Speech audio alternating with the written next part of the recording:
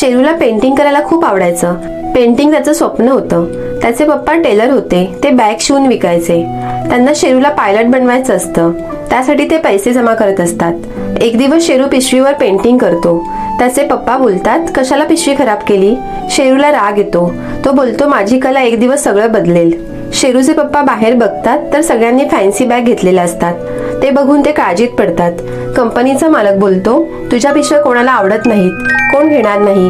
पप्पांना खूप वाईट वाटतं. ते घरी येतात. त्यांचं लक्ष पेंटिंग केलेल्या पिशवीवर जातं. त्यांच्या लक्षात येतं, पेंटिंग केलेली पिशवी छान दिसत आहे.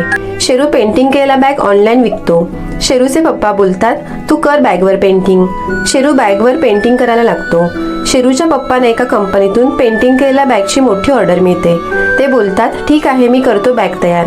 ते रात्रंदिवस मेहनत करून बॅग शिवतात आणि शेरू त्यावर पेंटिंग करतो आणि ऑर्डर पूर्ण करतात. त्यांच्या बॅग खूप फेमस होतात. कंपनीचा मालक त्यांना बॅगची फॅक्टरी ओपन करून देतो. शेरूची कला त्याचं आयुष्य बदलून टाकते. तुम्हाला माझे व्हिडिओ आवडत असतील तर प्लीज लाईक, शेअर आणि सबस्क्राईब करा.